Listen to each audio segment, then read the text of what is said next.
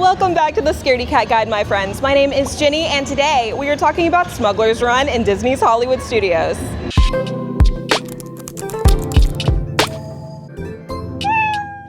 If you're new here, this is the channel where we talk about Disney and anxiety, we talk about sensory issues, and really just anything that you might want to know if you're an anxious rider at Disney World, like me. Now, Smugglers Run is not the only Star Wars themed simulator in Hollywood Studios, but it is definitely the newest. It's a really fun attraction, but of course, if you have trouble with other simulators, maybe you are claustrophobic and you don't like being in enclosed spaces, there's a lot to talk about. So without further ado, let's dive into those details.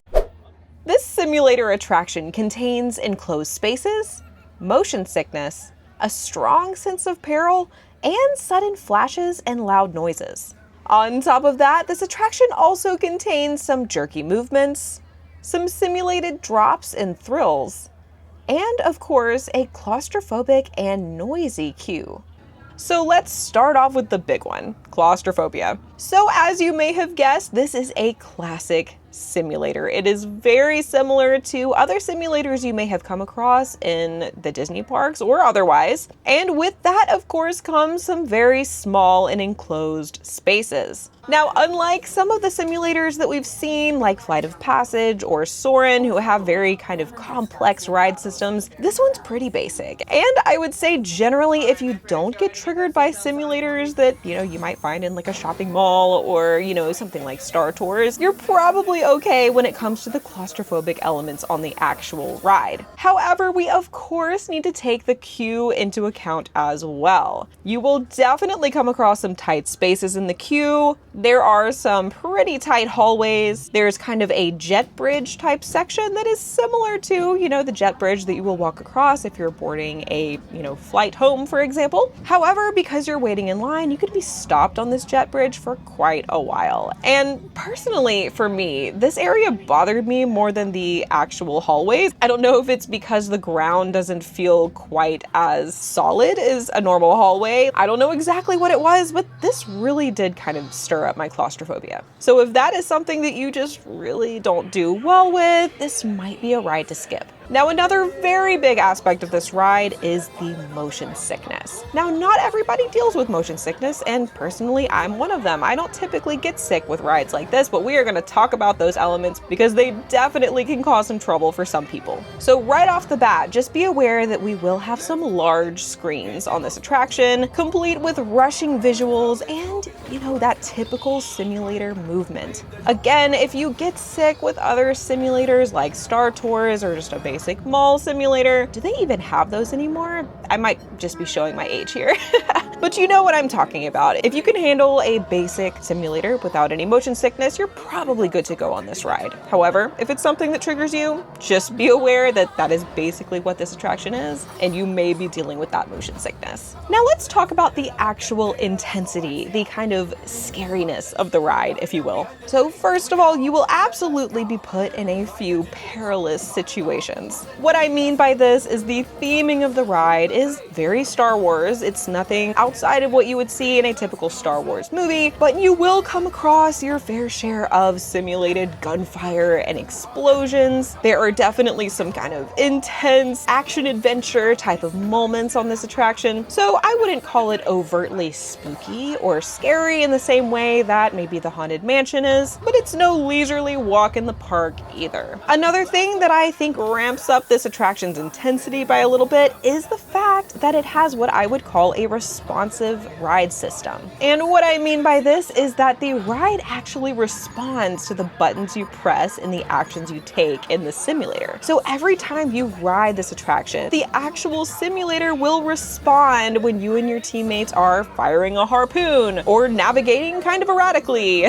Basically, the actions you take and your performance in the simulator actually affect your movements. So, like I said, if you have, maybe an 8-year-old sitting next to you who really either doesn't care or doesn't know what he's doing and he's pressing all the buttons, you could be in for a pretty bumpy ride. Now, I wouldn't say that it's super intense. I've never had a ride through that I thought was just crazy more intense than a typical run, so it doesn't affect you that much, but just know that if you are sensitive to, that gunfire, the explosions, the noise, that kind of thing, that it can be a pretty rough ride depending on how you perform. Now, I also think it's very important to talk about some of those sensory issues that I mentioned before. So definitely be aware that this attraction involves some flashing lights, you'll hear some alarm sounds, some very noisy engines and machinery, basically what you would expect in flight on a Star Wars ship just like this one. Now, of course, like many of the other rides in Disney World, the sound design is pretty loud, so be aware of that. And not only is the sound design loud on the actual ride, but I would also look out for that in the queue as well. Even standing outside the queue, if you're just standing right next to the Millennium Falcon, it does make some pretty loud noises intermittently. Once you're actually in the queue, you'll come across other ships and ship parts that make similar noises that kind of ramp up and are very loud. And maybe this is just something that I noticed because I have some pretty serious sensory sensitivity, but just be aware, if you have someone in your party who struggles with that, it's worth knowing that you will come across this loud sound design and that kind of sensory overload, not just in the ride, but also the queue. Now let's talk thrill elements. Again, as a typical simulator, you will come across some jerky movements, some kind of simulated thrills, like some little drops and turns and that sort of thing. Again, of course, because it's a simulator, you're not actually going down these big drops or making these crazy maneuvers, but it definitely can feel like it. And the reason for that is that it is a very immersive experience. Like many other rides in Disney World, they really make you feel like you are there, that these things are actually happening to you, so it can definitely feel very thrilling even though you're actually not moving all that much. So let's get into those ride vehicles. Now, as I've said many times, this is just a basic simulator, and its ride vehicle is designed just like other ones you may have been on before. Now, this particular ride system seats 6 riders in 3 rows of 2. Basically, depending on which role you were assigned, if you are a pilot, you'll be sitting in one of the 2 seats in front. If you are a gunner, you'll be in the middle, and the engineers will be in the 2 seats in the back. And of course, when it comes to ride restraints, you will just have a basic seat belt across your lap. This is a pretty typical seat belt, just like you would have in a car without that chest strap. It just goes across your lap, clicks into place, and keeps you safe and sound right where you need to be. Now, when it comes to the ride time for this attraction, it clocks in at around 4 minutes and 30 seconds. This is a very typical ride time for this type of attraction. So if you really do struggle with that claustrophobia or the sensory overload, just know that it is a fairly short experience. And like I said before, there are many different versions of this attraction, but they all clock into the same 4 minutes and 30 seconds.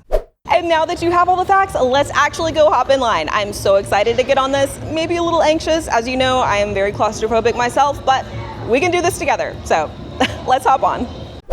You'll find the entrance to this attraction in the Galaxy's Edge section of Hollywood Studios. Once you enter the line, you'll actually get to walk right beside the Millennium Falcon, which is so cool. You'll go right around the back down this kind of outdoor hallway, and lucky for you, very quickly you will end up inside where there is plenty of AC. Now, I was here on a particularly hot day, and sitting in this queue even for a very long time was honestly very refreshing because most of it is inside. So once making your way in, you will find yourself in a very large room with some very cool Star Wars props, some machinery, wires, and things like that. And the line will kind of wind back and forth, going up some ramps, but it really gives you a good amount of time in this very cool, well-themed area. Now, one thing I was really struck by in this section is how noisy it was. Like I said, you're kind of in a shipyard kind of situation here. There are some kind of whirring engines and loud noises, nothing that's like really startling or scary, but definitely maybe a little overstimulating if you're like me. So like with many other attractions, I would definitely recommend some noise canceling headphones if you have that, if it's something that you might struggle with. But it really just stood out to me that this queue was so noisy, when most of the time the queues are pretty quiet, except for the,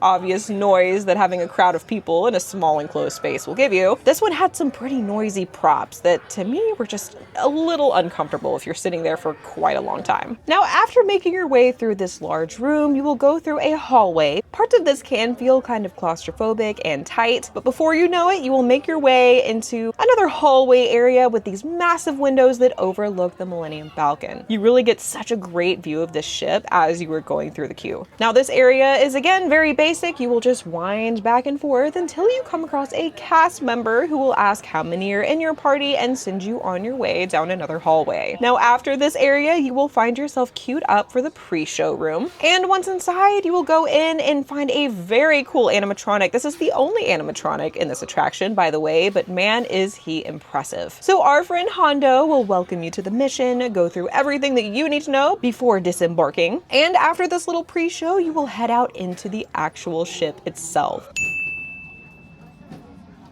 Now this little area is still part of the queue, but wow, is it so cool to see the inside of the Millennium Falcon. You get to see some classic spaces that you will recognize from the movie. You spend just a couple of minutes in here as you queue up for the actual simulator section. A cast member will direct you to different areas where you line up with the people that will be in your simulator with you. After just a few minutes of enjoying the inside of the Millennium Falcon, you will be led into the actual simulator. Now once inside, your cast member will instruct you to take off all fanny packs or backpacks or anything like that, place them at your feet, and buckle in for this adventure. Now, once you set off, your experience can be different really every time that you ride this. Now, regardless of which storyline you get, you will come across many of the same themes and many of the same happenings that you can be prepared for. Every single one of these is action-packed. You will come across some bad guys. There will definitely be, as I said before, lots of simulated gunfire and explosions. It definitely can feel pretty thematically intense, but again, not far off from anything you may have seen in a Star Wars movie before. Basically, the goal of this attraction is to successfully complete a smuggling mission. And what you are after is a shipment of coaxium. Now, you will acquire this loot by flying and harpooning and shooting your way through some pretty tense, dicey situations.